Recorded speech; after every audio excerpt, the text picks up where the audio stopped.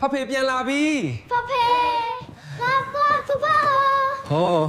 ဖဖပြန်လာပြီ ဖဖေ ဖဖေအေးပါဗျာ အာ ဖေဖေအသေးတုံးလေးတွေနေကောင်းကြရဲ့လား ဒီနေ့အလုံးမှာပင်ပန်းလာပြီမလားကိုကို ဝါ မင်းတို့မျက်နှာလေးတွေမြင်လိုက်ရရင်ပဲပင်ပန်းတာတွေအကုန်ပျောက်သွားတာပါကွာ ဘယ်ကောက်ကဖေဖေတမီးတို့ဒီနေ့ဖေဖေကြိုက်တဲ့ဟင်းတွေချက်ထားတယ်သိလား ကဲလက်ဆေးပြီးရင်အဝတ်အစားမလဲခင်ဒါလေးအရင်စားလိုက်ဦးကိုကို ဒီနေ့တားเจ้าမှာကျဲသုံးပွင့်ရခဲ့တယ် တကယ်လားသားကြီးရာ တော်လိုက်တာ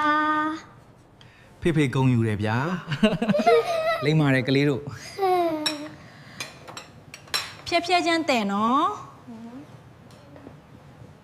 ဒီဘက်မှာအမိုးတက်ပေးဦး Okay, let's put it here. Yeah like that မေမေကသမီးရဲ့မင်းသမီးလေးအလိုလေးတက်လဲတက်နိုင်ပါပဲသမီးလေးရဲ့ ရပြီငါတို့ရဲ့ရဲတိုက်ကြီးပြီးသွားပြီဟဲ့ အဖေရသားရဲ့တော်လိုက်တာအရန်လှတယ် ကဲကလေးတို့ရေညဘက်ပုံပြင်နားထောင်ဖို့အဲ့ရဝင်ရမယ့်အချိန်ရောက်ပြီပုံပြင်အရှည်ကြီးပြောပြမယ်နော် ပုံပြင်အရှည်ကြီးပြောပြမယ်နော်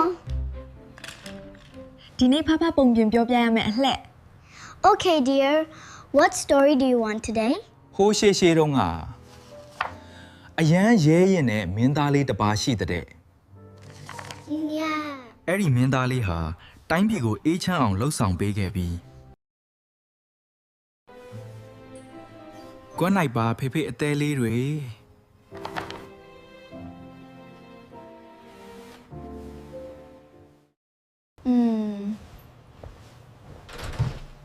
အိပ်ပျော်သွားကြပြီလား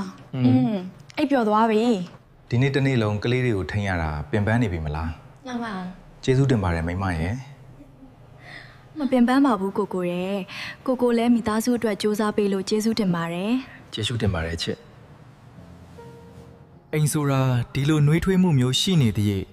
ငါတို့အတွက်အကောင်းဆုံးနေရာပဲနော်